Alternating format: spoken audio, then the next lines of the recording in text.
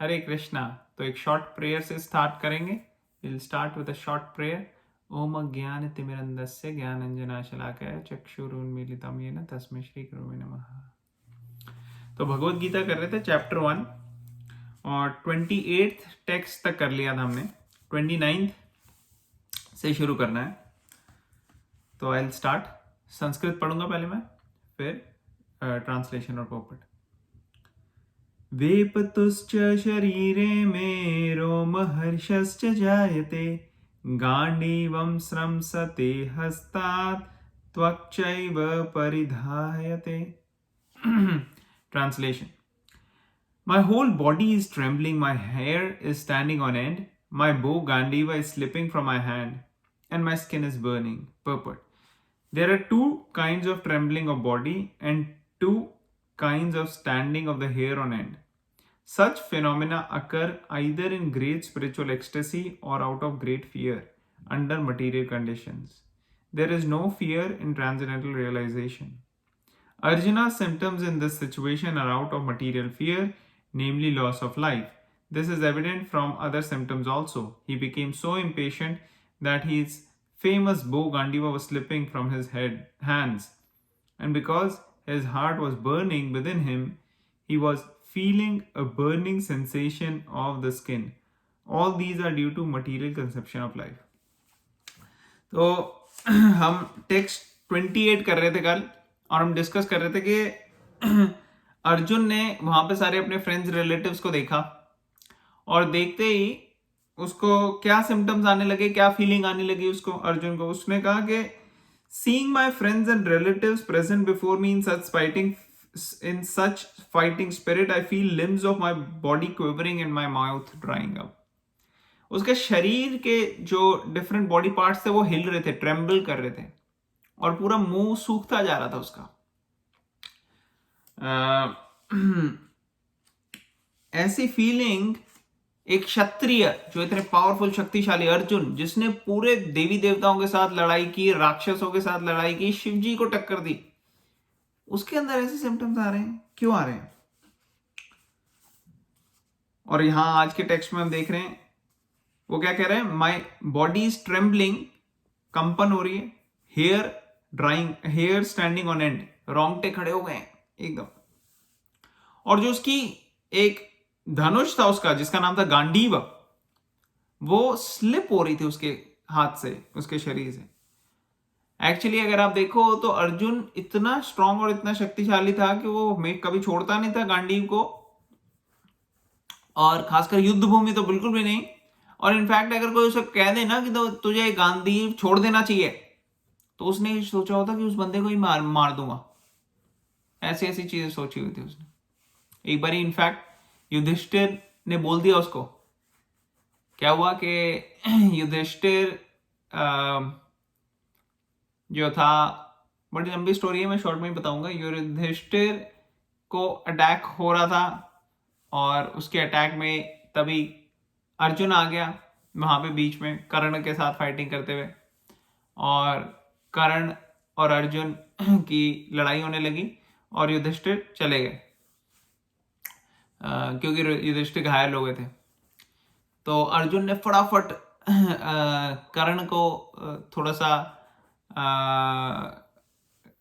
लड़ाई करके थोड़ा सा उसको अच्छी टक्कर देके उसको उलझा दिया। मतलब एक तरह से कर्ण जो है वो टोटली अर्जुन का वो लेने के बाद संभलने की कोशिश ही कर रहा था। उतनी देर में अर्जुन ने कहा मैं जरा देख के आता हूँ पहले युधिष्ठिर महाराज को, यहाँ तो बड़ी टाइम लगेगी, वो ठीक है कि नहीं है। तो देखने गया जब, तो वहां पता युधिष्ठिर महाराज ने, जैसे अर्जुन आया, उसने कहा मार दिया तुमने कर्ण को? उसने कहा नहीं, मैं तो आपको जैसे देखने आया अभी, मैं क्या नहीं मारा? तो युधिष्ठिर महाराज ने कहा अरे तुमने अभी तक कर्ण को नहीं मारा, तुम्हें छोड़ देना चाहिए गांडीव। तो ले, अर्जुन तो बिल्कुल गुस्से में आ गया। अर्जुन ने कहा ले, ये तो मैंने अपने भाई को थोड़ी मारूंगा मैं। तो कृष्ण की तरफ देखा कि भाई अब मैं क्या करूं, मैंने तो ये वाव ली हुई है कि कोई भी मुझे ऐसे बोलेगा तो मैं मार दूं। तो कृष्ण ने उसे इंडिकेट किया कि तुम इसे मारो अपने वचनों से, अपने वचन से मारो। तो उसने अपने वचनों से उसको बहुत ज्यादा इंसल्ट किया। उसने कहा तुम्हारी वजह से हम यहाँ पे आए हैं, तुमने गैम्बलिंग मैच में ऐसे किया बिहेव, तुम्हारी वजह से। बहुत मतलब अर्जुन जो नहीं करना चाहता था वो उसने करा, और एक तरह से उसने अपने वचनों से युधिष्ठिर को मारा, और फिर फाइनली वो वापस गया। तो कृष्णा ने कितनी बार सेव किया, अदरवाइज कृष्ण अर्जुन को समझ में नहीं आ रहा था कि मैं अपने भाई को मारूं क्या, अब मैंने वचन लिया हुआ है। तो इसी तरह से अर्जुन का गांडीव जो है वो कभी उससे अलग नहीं होता था, और आज वही स्लिप हो रहा है उसके हाथों से। ऐसी क्या बात हो गई है? तो प्रभुपाद परपट में बता रहे हैं कि दो तरीके से ऐसे सिम्टम्स आते हैं, ठीक है ना। ट्रेम्बलिंग कंपन हो रही है बॉडी की, वो दो वजह से होती है।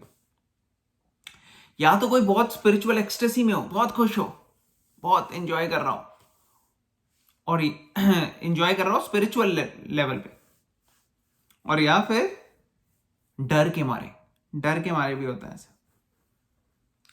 तो या तो बहुत ज्यादा मटेरियल वे में कंडीशनड हो इंसान, और या फिर स्पिरिचुअली बहुत एडवांस्ड हो। और फिर प्रभुपाद यहां बता रहे हैं कि अर्जुन को कोई डर नहीं था, अर्जुन स्पिरिचुअली बहुत एडवांस था वैसे, लेकिन यहां पे योग माया के प्रभाव से ऐसी सिचुएशन हो गई थी कि उसको तरस आ रहा था, सामने वालों पे कंपैशन हो रहा था, लेकिन योग माया के प्रभाव से वो एक तरह से इल्यूजन में भी आ गया था, और वो ऐसी चीजें सोच रहा था। और इस डर के मारे कि क्या होगा लड़ाई में, उसको लग रहा था कि ये लोग मारे जाएंगे सब,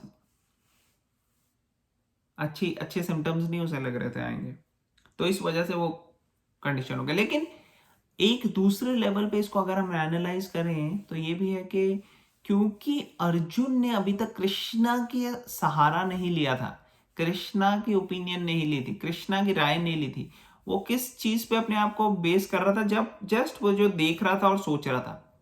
जब हम कुछ देखते और सोचते हैं उसमें हम भगवत गीता को अपने लाइफ में ऐड नहीं करते, तो चांसेस है कि हम प्रॉब्लम में आ सकते हैं। हमारी सिचुएशन ऐसी हो सकती है अर्जुन के जैसी। कैसी सिचुएशन? जिसमें हम कंफ्यूज हो जाते हैं, बिबिल्डर हो जाते हैं, हमें समझ नहीं आता कि सही क्या है, गलत क्या है, करना क्या चाहिए, क्या नहीं करना चाहिए। तो यहाँ पे this is evident from other symptoms also. He became so impatient that his famous बो।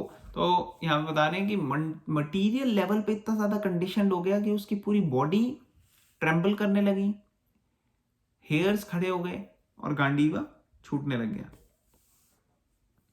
और पूरे शरीर में उसको जलन, बर्निंग सेंसेशन हो रही थी।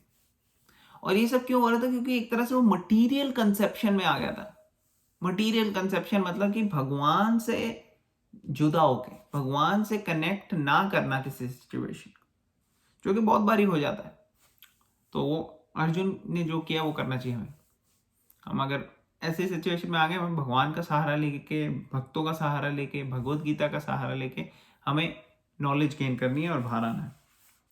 तो हम नेक्स्ट करेंगे टेक्स्ट 30।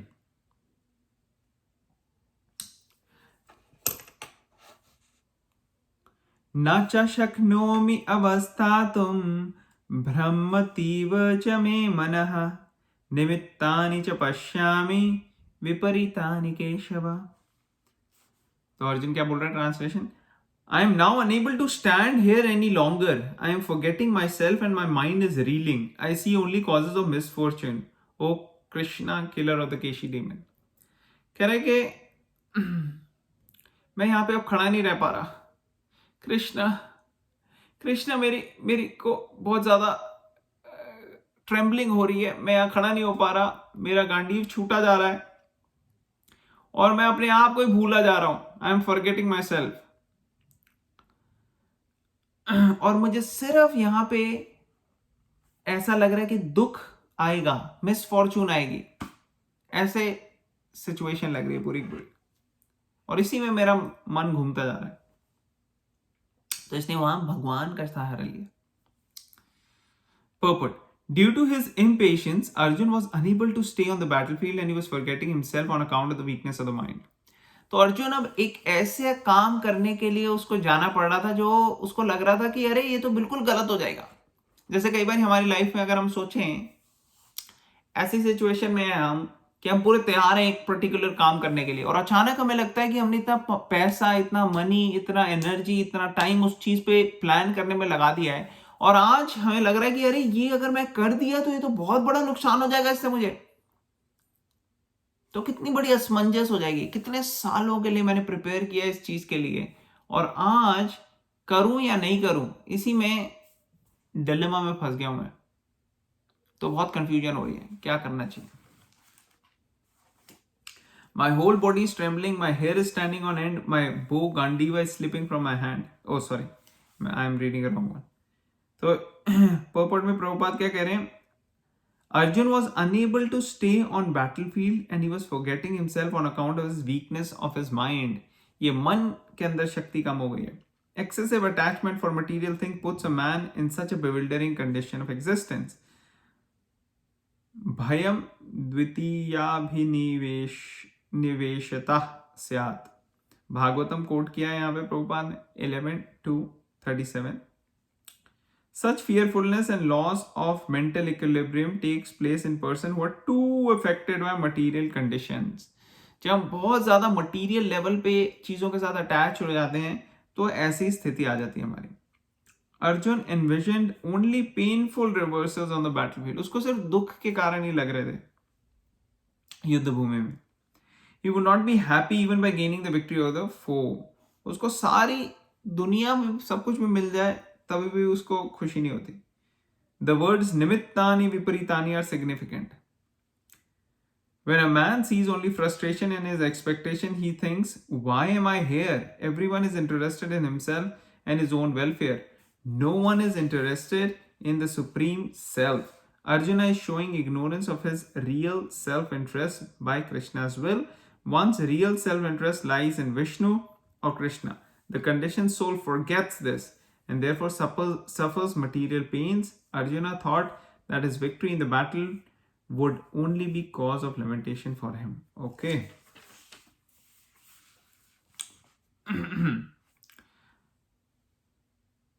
अगर प्रभुपाद बता रहे हैं, अगर हम किसी चीज में को करने के लिए लगे और हमें लगे कि सारे इसमें रिवर्सल्स ही होंगे, विपरीत इसका आउटकम होगा, तो हम उसको अच्छे से कर नहीं सकते. इस सृष्टि में ज्यादातर लोग इमीडिएट बेनिफिट के लिए काम करना चाहते हैं अपने, कि आज मैं ये करूंगा तो इससे मेरे को ये बेनिफिट होगा. लेकिन जो ज्यादा इंटेलिजेंट होते हैं थोड़ा फ्यूचर लॉन्ग टर्म का भी सोचते हैं. जैसे आजकल क्रेडिट कार्ड आ गए हैं, तो क्रेडिट कार्ड में क्या होता है कि लोग कहते हैं कि आज एंजॉय करो यार, कल की कल देखेंगे, आज एंजॉय करो, क्रेडिट कार्ड पे ले लेते हैं. लेकिन जो थोड़े इंटेलिजेंट होते हैं वो कहते हैं नहीं नहीं, हम हिसाब से चलेंगे, ऐसे क्रेडिट पे उधार पे चीज लेने की जरूरत नहीं है, उसका हमें और इंटरेस्ट देना पड़ता है, नॉट नीडेड. तो ठीक है. लेकिन और भी ज्यादा जो इंटेलिजेंट होते हैं वो सिर्फ इस लाइफ के अंदर और फाइनेंशियल लेवल पे फोर साइटेड नहीं होते, वो स्पिरिचुअल लेवल पे भी फोर साइटेड होते हैं, दूर की सोचते हैं, आध्यात्मिक लेवल पे. ये नहीं कि सिर्फ मटेरियल लेवल पे सोचना है हमने, आध्यात्मिक लेवल पे जो स्पिरिचुअल अपने अंदर एक क्वेस्ट है, हमारे अंदर जो एक भूख है, एक प्यास है स्पिरिचुअलिटी के लिए, उसको भी पूरा करना है. अगर हम उसको पूरा नहीं करेंगे तो हम डिससेटिस्फाइड रहेंगे, हम खुश नहीं रहेंगे, हम इजीली परेशान हो जाएंगे, एंग्री हो जाएंगे, और हमारे को आंसर नहीं मिलेगा लाइफ में कि कैसे हो रही है ये, क्यों इस स्थिति में मैं क्यों पहुंचा. तो प्रभुपाद यही बता रहे हैं कि ज्यादातर लोग जो है ना वो सेल्फिशली काम करते हैं, उनको अपना सेल्फ इंटरेस्ट सही मायने में कैसा है वो नहीं पता. और भगवान में तो किसी का इंटरेस्ट ही नहीं है. लोग जनरली भगवान के पास जाते क्यों है? क्योंकि उनको कोई चीज अच्छी लगती है और वो सोचते हैं अगर भगवान के पास जाऊंगा तो भगवान हेल्प करेगा ये चीज देने में मुझे. तो प्यार उनका भगवान से इतना नहीं है लेकिन उस चीज से है. मैं जनरल लोगों की बात कर रहा हूं. तो ये क्यों आता है? मटीरियल कॉन्सेप्ट ऑफ लाइफ की वजह से आता है, और अर्जुन भी यहाँ पे थोड़े मटीरियल कॉन्सेप्शन पे चले गए हैं. तो इसको हम और डिस्कस करेंगे आने वाले दिनों में कि कैसे अर्जुन आने वाले श्लोकों में इस चीज को रिवील करते हैं भगवान के साथ. अब हम टेक्स्ट 31 करेंगे. न च श्रेयोनुपश्यामि हत्वा स्वजनमाहवे न कांक्षे विजयम कृष्णा न च राज्यम सुखानि च। तो अर्जुन क्या बोल रहे हैं? I do not see how any good can come from killing my own kinsman in this battle, nor can I, my dear Krishna, desire any subsequent victory, kingdom और हैप्पीनेस। वो कह रहा मुझे तो समझ में नहीं आ रहा कि इससे क्या खुशी मिलेगी। अपने किन्समैन मतलब कि अपने फ्रेंड्स, फैमिली और रिलेटिव्स को मार के मैं क्या, कैसे खुश रह सकूंगा? क्या क्या इससे अच्छा क्या होगा? इससे व्हाट गुड कैन कम? क्या अच्छी बात हो सकती है इसमें? और मेरे को कोई भी इच्छा नहीं हो रही कि मैं जीतूं इस युद्ध में, क्योंकि मेरे जीतने का मतलब है इतने सारे लोगों को मुझे मारना पड़ेगा, और उसके बाद क्या मिलेगा? मुझे राज्य मिलेगा। क्या इसमें क्या खुशी होगी ऐसे राज्य में? कोई बहुत ज्यादा खुशी की बात थोड़ी, इतने सारे जिनके लिए हम कर रहे हैं वही मार दें हम। विदाउट नोइंग, पर्पट पढ़ते हैं, without knowing that one's self-interest is in Vishnu or Krishna, conditioned souls are attached by bodily relationships, hoping to be happy in such situation. तो हम यूजुअली क्या करते हैं? हम ये नहीं सोचते कि हमारा भगवान से या विष्णु से कैसा रिलेशनशिप है। इस चीज में आम जनता नहीं पढ़ पाती, लेकिन अपने आसपास के रिलेटिव्स के साथ रिलेशनशिप उनको ठीक लगता है कि हाँ भाई ये हमारे फ्रेंड्स हैं, फैमिली है, ये रिलेटिव्स हैं, और इनसे थोड़ा अट्रैक्शन भी होता है बॉडीली रिलेशनशिप से। ये मेरा बेटा है, ये मेरा भाई है, ये मेरा क्या कहते हैं कज़न है, ये मेरे पेरेंट्स हैं। ऐसे रिलेशनशिप जो होते हैं वो समझ में आते हैं, और उनके अंदर हम इन्वेस्ट करते हैं कुछ ना कुछ, और इस इन्वेस्टमेंट से हम सोचते हैं कि हम खुश होंगे, हम रिलेशनशिप उसके अंदर बिल्ड करते हैं। और जनरली क्या होता है, जितना भी हम रिलेशनशिप्स में इन्वेस्ट करते हैं, हम देखते हैं हमारी एक्सपेक्टेशंस मीट नहीं होती। हम किसी के लिए कुछ भी करेंगे, लेकिन हमें लगता है कि वो उसने इतना हमारे साथ रेसिप्रोकेट किया नहीं। हर रिलेशनशिप में ऐसे ही लगता है। कई रिलेशनशिप में हम कहते हैं चलो कोई बात नहीं, हमारा बेटा ही है या हमारी बेटी है, वट एवर। कई रिलेशनशिप्स में जब कजन्स हो जाता है या कोई और रिलेशनशिप होता है, तो उसमें हमारे को लगता है नहीं, या फिर even with in spouse marriage relationship में हमें लगता है हमने इतना किया, उन्होंने हमारे लिए इतना नहीं किया। तो ये इससे क्या होता है, डिससेटिस्फैक्शन आती है। क्यों आती है डिससेटिस्फैक्शन? क्योंकि एक्चुअली हमारा जो रिलेशनशिप कृष्णा के साथ है, वो रिलेशनशिप में कृष्णा हमें पूरी तरह से सेटिस्फाई कर सकते हैं, लेकिन हम वो एक्सपेक्ट कर रहे हैं बाकी लोगों से। हम एक्सपेक्ट कर रहे हैं जो हमारा रिलेशनशिप कृष्णा से है वो बाकियों से भी एक्सेप्ट कर रहे हैं, एक्सपेक्ट कर रहे हैं। लेकिन कोई भी कृष्णा का मुकाबला नहीं कर सकता, कोई भी भगवान का मुकाबला नहीं कर सकता। भगवान से जो रिलेशनशिप है हमारा, उसको अगर हम स्ट्रेंथन नहीं करेंगे, उसको अगर हम स्ट्रांग नहीं करेंगे, तो हमारे को बाकी लोगों के रिलेशनशिप में लगेगा कि हमें मिले मिले मिले, बट एक्चुअली सिर्फ हमारे को तब मिल सकता है जब हम भगवान के साथ अपना रिलेशनशिप स्ट्रांग करें। और वो रिलेशनशिप कैसे स्ट्रांग होता है? जब हम शुरुआत करते हैं ये कहने की, नहीं what can I do for for Krishna. क्योंकि असलियत में तो भगवान को हमसे कुछ भी नहीं चाहिए। सब भगवान तो के he is the Lord of everything, वो तो सब चीजों के स्वामी है, उनको हमसे क्या चाहिए? कुछ भी नहीं चाहिए। लेकिन फिर भी जब हम प्यार से कुछ भगवान के साथ सेवा करते हैं भगवान की, या भगवान को कुछ ऑफर करते हैं, तो उससे हमें बेनिफिट होता है। उससे हमें बेनिफिट होता है क्योंकि भगवान एक्सेप्ट करते हैं हमारा प्यार, हमारा प्रेम। जैसे एक छोटा सा बच्चा है, उसकी मदर का बर्थडे आज, तो वो क्या करता है, वो जाता है अपनी जो उसकी मम्मी ने गार्डन बनाया पीछे, वहां से एक फ्लावर तोड़ के लाएगा और अपनी मदर को देगा, हैप्पी बर्थडे मामा। तो उसको करने की जरूरत नहीं है। देखो फ्लावर भी जो है वो भी उनके घर का ही है, उसकी मदर ने ग्रो किया है, और घर भी उन्हीं का है। लेकिन फिर भी जब वो फ्लावर लेके आता है और प्यार से बोलता है, तो वो प्यार जो है वो माँ बाप को अट्रैक्टिव लगता है। उसका प्यार का कोई ऑल्टरनेटिव नहीं है। तो उसी तरह से हम जब भगवान को ऑफर करते हैं कुछ, हमने कुछ अच्छा सा कुक किया और भगवान को ऑफर कर रहे हैं, तो ऐसा नहीं कि भगवान को उसकी जरूरत है, लेकिन जब हम प्यार से भगवान को ऑफर करने की कोशिश करते हैं, तो ये प्यार जो है इससे भगवान का दिल जीत लेते हैं। तो ये रिलेशनशिप जो है ये बड़ा यूनिक है। जैसे मटेरियल वर्ल्ड में एक माँ का अपने छोटे से बच्चे के साथ रिलेशनशिप होता है, बड़ा यूनिक होता है। माँ सब कुछ करती है अपने बच्चे के लिए, और ये नहीं सोचते कि बच्चा जो है वो मुझे कुछ देगा, नहीं, उसके मन में ये ख्याल ही नहीं आता। उसके मन में ख्याल आता है कि कैसे मैं करूं, दूं, गिवर। तो ये रिलेशनशिप जो है ना, ये रिलेशनशिप हमारा भगवान के साथ होना चाहिए। यहाँ पे हम कहें कि नहीं, हमें भगवान के लिए करना है। ये रिलेशनशिप अगर हम एस्टैब्लिश करेंगे अपना, तो ये ट्रू लव के बेसिस पर रिलेशनशिप है, बिजनेस मेंटालिटी के नहीं है कि हाँ भगवान से हम कुछ ले लेंगे। नहीं, मदर यशोदा कैसे सेवा करती कृष्णा की, वो ये नहीं सोचती कृष्णा मुझे कुछ देंगे। कृष्णा को ध्यान रखना है, क्योंकि कृष्णा तो मेरी जान है। ऐसे तो ये भगवान को अगर हम अपनी जान बना लें, तो that will be perfect of our life, perfection. Okay, हम पढ़ेंगे अभी perfect.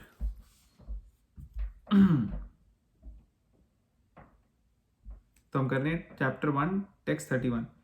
Without knowing that one's self-interest is in Vishnu, conditioned souls are attracted by bodily relationship, hoping to be happy in such situations. In such a blind conception of life, they forget even the cause of material happiness. Arjuna appears to have even forgotten the moral codes of Kshatriya.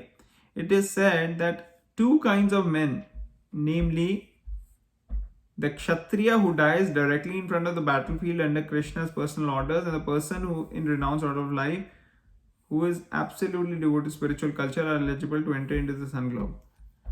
तो यहाँ पे बता रहे हैं कि इतना material conception हो गया उसको कि वो मॉरल चीजें क्या है वो भी भूल गया। मॉरल क्षत्रिय के लिए क्या मोरालिटी होती है कि बैटल फील्ड में, युद्ध भूमि में अगर मेरी मृत्यु भी हो जाए तो भी कोई प्रॉब्लम नहीं, धर्म को बचाते बचाते मेरी मृत्यु भी हो जाए तो कोई प्रॉब्लम नहीं। तो दो तरह के लोग ऐसे हैं जिनको हायर डेस्टिनेशन बहुत अच्छी मिलती है, यहां पे बताया गया। एक तो क्षत्रिय जो युद्ध भूमि में मर जाए धर्म को प्रोटेक्ट करते करते, और दूसरा जो एक सन्यासी है जिसने सब कुछ छोड़ दिया है अपनी लाइफ में और वो लग गया है पूरी तरह से स्पिरिचुअल लेवल में भगवान की सेवा करने के लिए। ये दो व्यक्ति जो हैं, ये इतने पावर, इतनी शक्ति होती है इनके अंदर कि जो सूर्य है उसमें भी प्रवेश कर सकते। तो सूर्य देखो कितने ज्यादा एनर्जी होती है, हीट होती है, लाइट होती है। कोई कहेगा इस बॉडी में कैसे प्रवेश कर सकते हैं? हाँ, इस बॉडी में नहीं प्रवेश कर सकते, लेकिन उनकी सोल इतनी पावरफुल है यहाँ पे कि उन्होंने इतने अर्जित किए कि हेवनली प्लैनेट्स में जहां सूर्य देव रहते हैं उससे भी आगे बढ़ सकते हैं लोग, क्योंकि उन्होंने इतनी स्पिरिचुअल, इतना उनको बेनिफिट मिला।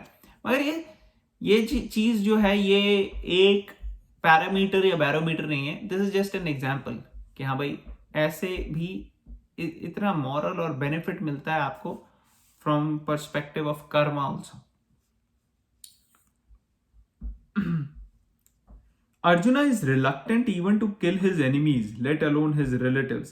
He thinks that by killing his kinsmen, there would be no happiness in this life, and therefore he is not willing to fight. Just as a person who does not feel hunger is not inclined to cook. He has now decided to go into the forest and live secluded life in frustration. But as Kshatriya, he requires a kingdom for his subsistence, because the Kshatriyas cannot engage themselves in any other occupation. But Arjuna has no kingdom. Arjuna's sole opportunity for gaining a kingdom lies in fighting with his cousins and brothers and reclaiming the kingdom inherited from his father, which he does not like to do. Therefore, he considers himself fit to go to the forest to live secluded life of frustration. अच्छा, अब क्या कह रहा है वो कह रहा है इस राज्य मिलने से मुझे कहाँ खुशी होगी, कोई खुशी तो होगी नहीं। तो उसके पास दूसरा क्या ऑप्शन है? तो इससे पहले जब पांडव वनवास में थे तो वो लोग अलग अलग जगह जा रहे थे, वनों में जा रहे थे, ऋषि मुनि से सुन रहे थे, कभी जगह जगह भीख मांग रहे थे, कभी पेड़ों से फल वगैरह ले रहे थे। तो ऐसे बड़ा सिंपल लाइफ जी रहे थे। और ये जनरली क्षत्रियों की टेंडेंसी नहीं है, क्षत्रियों की ये नेचर नहीं है। क्षत्रियों की नेचर क्या है? उनको राज्य करना है, वो एडमिनिस्ट्रेशन करना है, वो उस चीज में बड़े स्किल्ड होते हैं। तो उनकी जो एक्चुअल नेचर है उसको अगर वो फॉलो नहीं कर रहे हैं और वो दूसरे ऑल्टरनेटिव्स ढूंढ रहे हैं, दूसरा ऑल्टरनेटिव मीन्स जाके बेगिंग करना और ये सब करना, तो ये ज्यादा लॉन्ग लास्टिंग नहीं है। कुछ टाइम तक करने के लिए चलो फिर भी कर सकते हैं, और वो भी उसके लिए एक कॉन्शियसनेस होनी चाहिए। जैसे पांडवों की थोड़ी एडवांस थी कॉन्शियसनेस, तो वो कर पाए, बट अदरवाइज क्षत्रिय जनरली नहीं कर सकते। क्षत्रिय जाएंगे, उनकी प्राइड ऐसी होती है कि अगर वो भीख मांगेंगे, वो कोई देगा नहीं, तो वो फिर उनको वो सहन नहीं कर सकते। तो क्षत्रियों के लिए क्या है, प्रोटेक्शन। वो उनके नेचर के हिसाब से उपयुक्त है काम, कि वो लोगों को प्रोटेक्ट करें। उनके पास कोई आए और उनके पास जितना होगा ना, क्षत्रिय सब दे देगा, वो कुछ अपने लिए नहीं रखेगा। क्यों? क्योंकि उनको प्रोटेक्शन करनी है, उनको दान देना है, उनको चैरिटी करनी है, ब्राह्मणों के लिए सही जगह के लिए धर्म की स्थापना करनी है। वो ऐसे करते हैं धर्म की स्थापना, लेकिन उनमें इतनी शक्ति होती है कि वो धन फिर से अर्जित कर सकते हैं। तो ये क्षत्रिय है। तो प्रभुपाद यहाँ पे कह रहे हैं कि क्षत्रियों की नेचर ऐसी है। तो अर्जुन जो है वो सोच रहे हैं कि मैं तो लड़ नहीं सकता भाई, क्योंकि लड़ेंगे तभी तो उनको राज्य मिलेगा, अदरवाइज तो सारा राज्य दुर्योधन ने ले लिया। तो उनके पास और कोई ऑप्शन नहीं है। अगर उनको अपने राजपाट करना है तो उसके लिए उनको चाहिए। इसीलिए कृष्णा ने एक ऑप्शन ये दिया था कि 5 गांव दे दो तुम बस उनको। दुर्योधन ने कहा नहीं, मैं सुई की नोक से ज्यादा जगह नहीं दूंगा। मैंने कहा बस तेरे को कुछ नहीं मिलना, तुझे तेरे से सब छीन जाएगा। तो जो अर्जुन है यहाँ पे, उनके पास यही ऑप्शन था कि वे आगे जाएं, लेकिन वो अभी बिविल्डर हो रहे हैं। तो अब हम आने वाले दिनों में देखेंगे कि कैसे अर्जुन अपने आप को कंडक्ट करते हैं। So will discuss the remaining part later. Okay, thank you very much. Hare Krishna.